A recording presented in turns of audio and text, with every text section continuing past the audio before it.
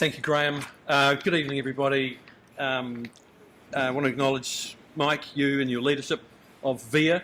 And it's great to be here with a group of people who care so passionately about this industry, and to see that competition and collaboration can coexist so productively and happily. It'll never catch on politics. But there we are. Or maybe it will. I want to welcome you all to my beloved West Auckland. It's not often when I get to speak at an industry gathering like this that I get to personally welcome people to my electorate. And this is a rare opportunity and a rare pleasure. And I want to congratulate you on choosing the grounds, which is a wonderful institution in West Auckland now, and a place that we love to gather and to celebrate for special events. West Auckland, if you didn't know, is a community of car lovers. We are a community of people who commute. This community was largely built in the 1950s and 60s and 70s as a collection of dormitory suburbs. And as a result, the people in the communities that I represent, more of them drive across town every day to work and education and so on, than is the case for almost any other part of this region. We're also a community that loves our cars, whether it's classic cars or the boy racers who go up and down my street, and when they see me in my red Labour Phil Twyford van, they roll down the window and go, "Go National!" That's one of the great pleasures of being a Labour MP in West Auckland. David, that was a fascinating account of the year that you've had, and I'm looking forward to returning to the Beehive and telling Damien O'Connor, Julianne Genter and Chris Farfoy that they're right up there with the marmorated stink bug and the impending climate change catastrophe. So I know that you've had a tough year, and that was actually a very poignant account, David. It's great to see how seriously the industry took the biosecurity threat. Biosecurity, in my view, is one of the biggest, along with kind of the challenge posed by being the shaky isles and the constant threat that we live with of natural disasters through earthquakes and so on. Biosecurity threats are really kind of the new normal for us in New Zealand now, and are among the greatest threats to our security and prosperity as a nation. So we really have to, government, private sector and community, take seriously those threats. This evening I would like to talk to you about our government's vision for transport, the threats and the opportunities posed by rapidly changing technologies and business models. You know, we live in an age of exponentially quickening change, and the future of work, automation, all of these things are changing the world before our eyes. When our kids are adults, we'll be building houses in a very different way to the way that we are now. Our lives will be dramatically changed by the effects of automation. And your industry, and I don't think I need to tell you this, it's nothing new to you, but your industry really is that kind of the sharp edge of many of these changes. And so I want to talk about some of the things that are going on in transport around the world and here, and how it's going to change our lives, change the economy, and how together government and your industry can work together to mitigate some of the risks and to harness the opportunities. A couple of weeks ago, we released the finalised government policy statement on land transport. It's a 10-year plan with some high-level goals, some policy direction, and some spending parameters for about what is about $5 billion a year in spending on transport. We do this, we update this strategy every 3 years, and it sets out a 10-year vision. It's critically important because of the powerful enabling role that transport plays in our economy.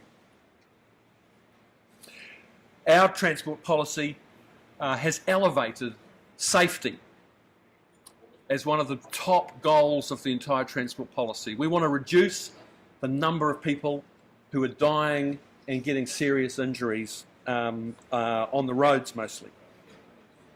We've also elevated the idea of mode neutrality, that we should have a transport system that invests in the best piece of infrastructure and the best services to do the job, no matter what the mode is, no matter what the mix of modes might be, to move people or to move freight. We've elevated and underlined the importance of transport in relation to livable, prosperous cities, of regional economic development, and of course, given the imperative to reduce carbon emissions in today's world, we want transport to do its share. As David said, the transport sector is responsible for about 20% of carbon emissions currently. If we're going to become carbon neutral by 2050, which we believe we must, then transport actually offers one of the most urgent and promising opportunities to reduce carbon emissions. Our vision is for a transport system that gives New Zealanders access to what they need, whether it's the stuff that we import and export, whether it's a daily journey to give us access to jobs, to education, to community, to recreation. And Auckland, this great city of ours, is a textbook example of the need to kind of modernise and diversify our transport system. And if you're from here, you'll know, and if you're not from here, you'll probably know as well, that we have a serious productivity issue in this city. We're losing $1.3 billion each year because of traffic congestion. It's our view that the imperative now is to build a modern public transport system in Auckland that can sit alongside the roads and the motorway network and allow us to get better productivity out of that sunk asset, the road and motorway network, through public transport acting as a safety valve, a pressure valve for peak hour congestion. We have a wonderful motorway network in this city in the middle of the night. And tonight when you drive to home or to wherever you're staying, you'll see how wonderful it is. But if you drove out to West Auckland from the central city between kind of 3:30 and 6:30, then you'll know how unproductive and inefficient the current configuration of our transport system is between those hours. And our plan is to build a modern public transport system with a rapid transit trunk network around which the public transport services operate that will provide that kind of pressure valve for those crucial peak hours and allow Ken Shirley's members to move their freight more efficiently around our transport system. We recently landed, for the first time ever, a fully funded 10-year transport plan for Auckland. A 10-year program of investments across all modes worth $28 billion. First time that's ever been done. Co-funded and co-governed by central government and the Auckland Council. 2/3 central government, 1/3 Auckland Council. It will, we believe, help over the next generation to modernise the city's transport system.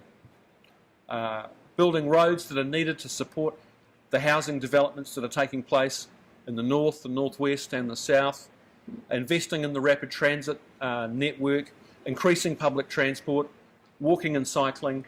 It's a truly multimodal transport investment plan, and it's our objective to get transport investment for once and for all ahead of the growth, so that we're investing in transport infrastructure to drive the kind of growth that we want, instead of chasing behind 20 years after, constantly retrofitting to try and keep up with growth that's already happened.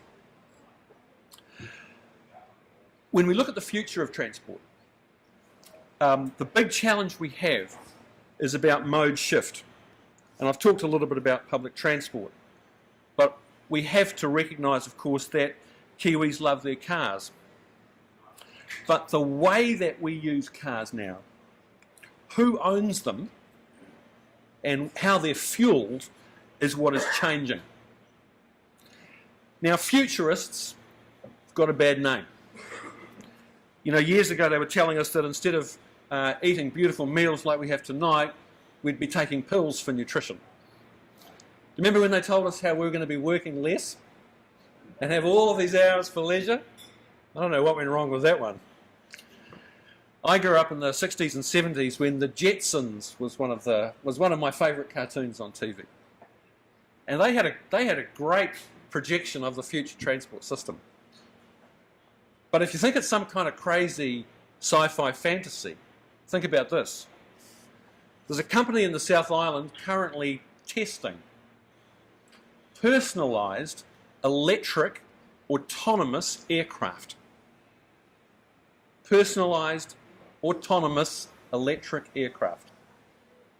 And they're currently testing these aircraft out of the line of sight.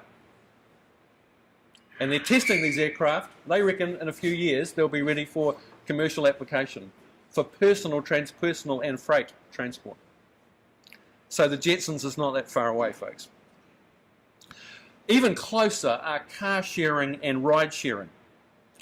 New business models which I think could well change the way we think about car ownership. For example, sharing a vehicle that one person may own, or a rented vehicle that people in the same vicinity may share by contacting each other through an app on their smartphone.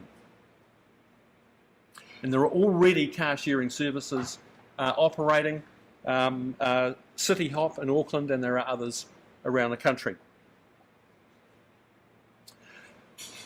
We are now in a period of rapid change, not unlike the changeover between the horse-drawn cart and the combustion engine motor vehicle that we saw in the great cities of the Northern Hemisphere around the turn of the century, the last century. Mobility as a service, also referred to as mobility on demand, is effectively kind of a new business model that will connect us to transport. It raises the possibility that any journey that we need to take on a given day, we can call up the options on our smartphone, decide what mix of modes and services from where to when, and we can book them and buy them with a single keystroke on our smartphone. This is already happening. There are pilot projects underway in New Zealand already. There are all over the world. Mobility as a service is taking off. And these platforms will make it more convenient for travellers to connect with the many transport service providers, including taxis, car sharing, ride sharing and bike sharing. I think the scenario that we're looking at, certainly in our larger cities, is that within a relatively short period of time, the combination of changing patterns of urban development, more people living in high-density urban communities, more public transport, rapid transit, more walking and cycling, more people working remotely or working from home, and the package of options that are available within this mobility as a service idea, all of these things together are going to mean that in a relatively short period of time, in our larger cities, people will no longer need to own their own private car to live and survive in our cities. Now, heretical, I know. But actually, think about there are plenty of cities not far from here, around the region and around the world, where this is already the case. So we have every reason to believe that these changes are coming, and they're also affecting, before they affect us, they are affecting our kids, a generation for whom owning their own car is not the symbol of freedom and independence and mobility that it was for our generation and our parents' generation. The other powerful wave of change that's coming through is the electrification of the personal vehicle fleet. EVs, the uptake is speeding up. It will inevitably speed up more as the technology becomes cheaper and better, and car manufacturers around the world respond to this huge surge in demand for electric vehicles. We want to time our run right so that we can ride that wave of new technology that will deliver the reduction in carbon emissions that we know is possible through the electrification of the personal vehicle fleet. But crucially, we have to do it in a way that imposes the minimum personal cost to families and motorists, and minimal cost to the economy. And that's the really interesting policy challenge that we have. So we're now considering the best ways that we can speed that transition in the most prudent way possible. And yet, David, we are looking at the Productivity Commission's recommendations around fee baits and so on, but I want to stress that the thinking is at a very early stage. It's by no means policy. But we have to grapple with these issues. We have to think about the future, otherwise we'll get left behind. EVs entering New Zealand, not just confined to private motor cars, of course. Buses, shuttles and bikes are also really important and are electrifying as well. And I think the other part of this equation is how in-car safety technology can, as we reduce the age of our fleet, in-car safety technology has the potential to save a lot of lives and prevent a lot of serious injuries on our roads. And so, as well as reducing emissions and getting better fuel efficiency, the huge benefit that we stand to gain is from increasing New Zealanders' access to in-car safety technology. As you know, vehicles are becoming increasingly automated, and with features such as lane keeping assistance and collision avoidance systems, making cars much safer. Of course, there's a huge amount of public interest here and overseas in fully automated self-driving vehicles. And I recently tried one out, which a new electric vehicle that does parallel parking in a completely autonomous and automated way. Very, very unnerving, I have to say. The Ministry of Transport has a large work program underway to understand both the benefits and the potential risks associated with automated vehicle technology. And the Transport Agency, as well as a team of talented people working on ways that new technologies and new business models can deliver benefits to the economy and to motorists. And I want to acknowledge my colleagues, the officials that are here from NZTA and the Ministry of Transport. As part of our vision for transport, the government is seeking to encourage the modernisation of the vehicle fleet with an emphasis on more EVs and safer vehicles. But I want to stress that it's at an early stage, and the real challenge for us is to find ways of getting the policy settings right so that we can achieve the objectives we want without creating effectively an economic shock for motorists and the community. Finally, I wanted to talk about transport pricing, because I think this is the other massive change that's coming down the motorway at us. The last government started off some work looking at whether or not transport pricing or tolling of some kind would assist solving Auckland's problems in terms of peak hour congestion. And we've carried that on. Labor's moved quite a long way on this issue in recent years. The orthodox view for quite a long time was that any kind of tolling or transport pricing was just a regressive tax that would hurt people.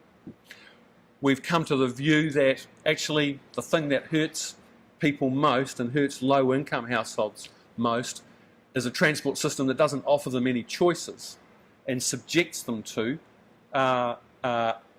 lack of options and the chronic peak hour congestion that makes life miserable for anybody who has to commute to work and steals from them hundreds of hours every year that they'll never get back. As well as investing in a more modern transport network, demand management from some kind of road pricing, we believe, is the thing that will get us through the next decade or two and avoid billions and billions of dollars of expenditure on transport infrastructure that would otherwise be necessary to stop this city grinding to a halt. So we're considering continuing exploratory work on transport pricing. It also, I believe, offers the opportunity ultimately to generate the revenue that's needed for the ongoing investment in the upgrading and maintenance of our transport system. Given the electrification of the vehicle fleet, petrol excise duty is not a sustainable way for us to fund the transport system. And so this really brings us back to where we started and the rapid and thoroughgoing change that we are facing in this industry and in this sector. We are going to have to find a whole new way to fund the transport system. So together we face some huge challenges, and my commitment to you is that we will work with you, and we appreciate the really constructive and collaborative approach that that VIA brings to these issues. We appreciate you as a partner in kind of policy dialogue and in working together to deal with many of the practical issues that we face. So, David, I look forward to continuing to work with VIA. It's great to see all of the friends of the association, competitors and collaborators who are here today. It's clearly an impressive set of relationships that you've built up in this industry, and we look forward to working with the association and the wider industry on grappling with the big challenges and opportunities that we face. Thank you.